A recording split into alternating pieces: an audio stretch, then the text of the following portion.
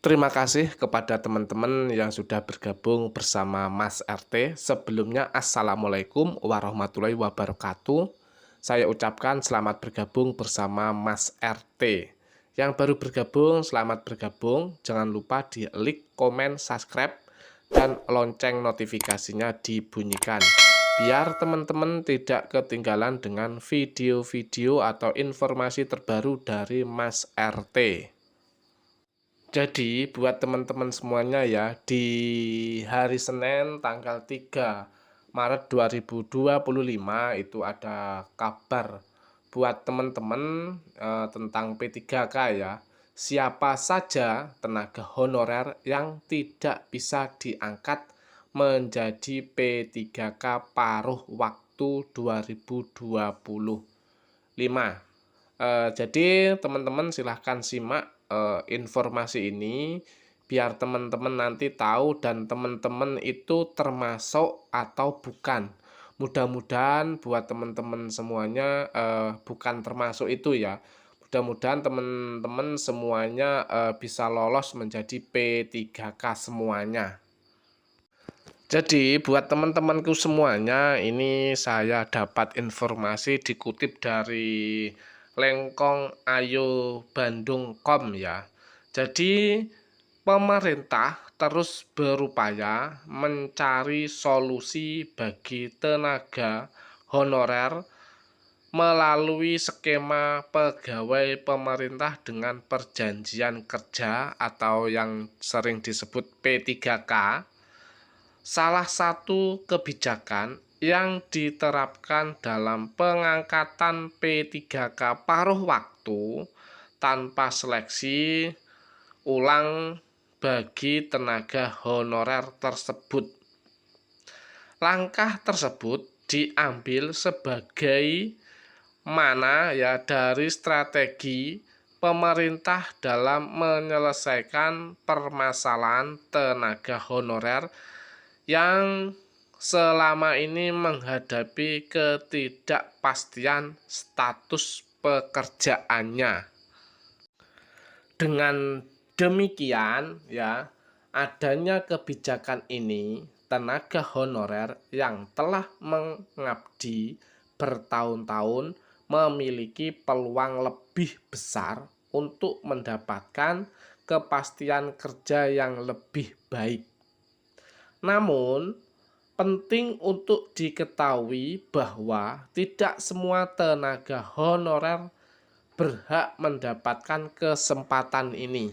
Nah, saya ulangi lagi ya, bisa teman-teman garis bawahi.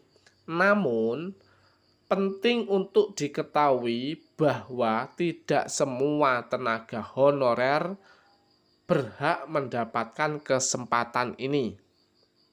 Ada beberapa kriteria yang menjadi batasan bagi tenaga honorer untuk bisa diangkat menjadi P3K paruh waktu pada tahun 2025.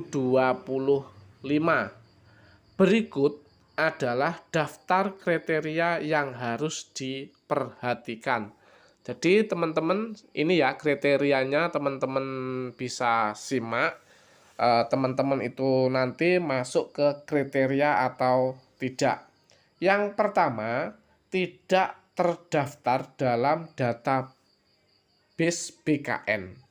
Syarat utama agar bisa diangkat menjadi P3K paruh waktu adalah terdaftar dalam database Badan Kepegawaian Negara atau sering disebut BKN. Menurut PLT Deputi Bidang SDM Aparatur Kementerian Pan-RB, ada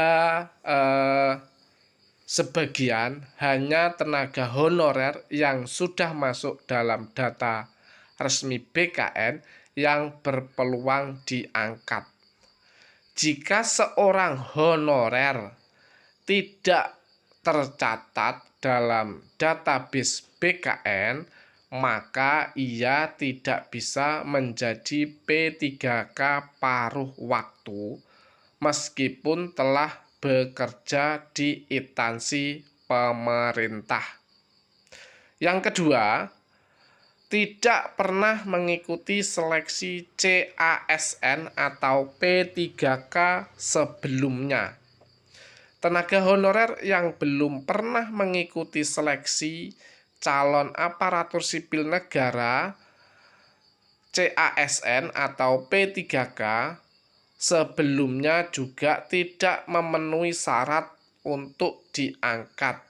Syarat ini berlaku ya. Jadi syarat ini berlaku bagi tenaga honorer tidak pernah mengikuti seleksi CPNS atau P3K dalam periode rekrumen sebelumnya.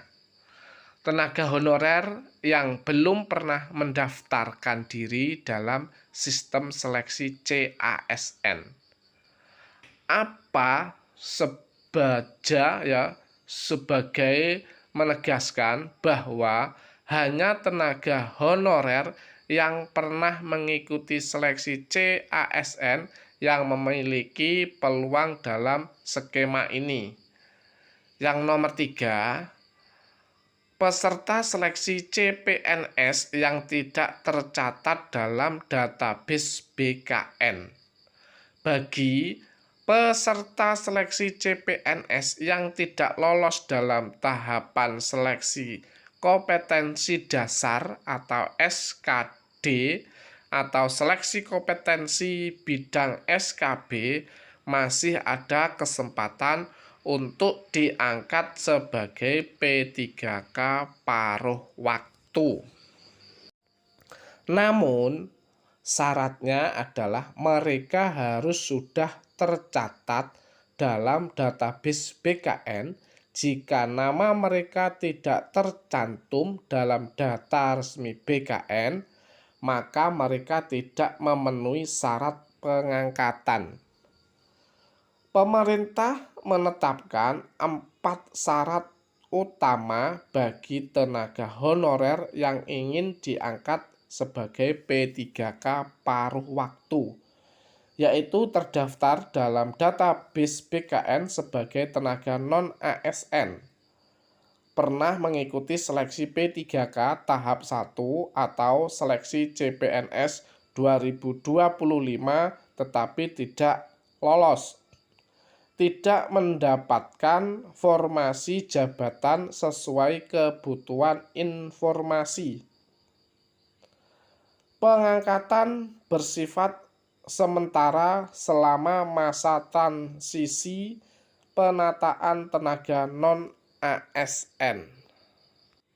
Tenaga honorer yang bisa diangkat menjadi P3K paruh waktu, meskipun ada kriteria yang membuat tenaga honorer tidak bisa diangkat, ada juga kelompok tenaga honorer yang dipastikan mendapatkan kesempatan, yaitu tenaga honorer yang telah mengikuti seleksi P3K tahap 1 tapi tidak lolos.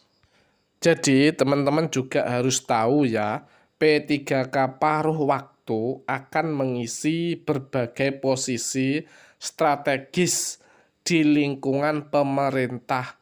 Itu termasuk guru dan tenaga kependidikan, tenaga kesehatan, tenaga teknis pengelola umum, operator layanan operasional, pengelola layanan operasional, penata layanan operasional. Nah, jadi itu ya teman-teman semuanya untuk pengisian P3K paruh waktu. Jadi pemerintah melalui Kemenpan RB ya dan BKN terus mengupayakan penyelesaian permasalahan tentang tenaga honorer. Jadi skemanya seperti itu ya teman-teman semuanya. Mungkin yang bisa disampaikan oleh Mas RT sampai sini, dan Mas RT pamit undur diri dulu. Terima kasih.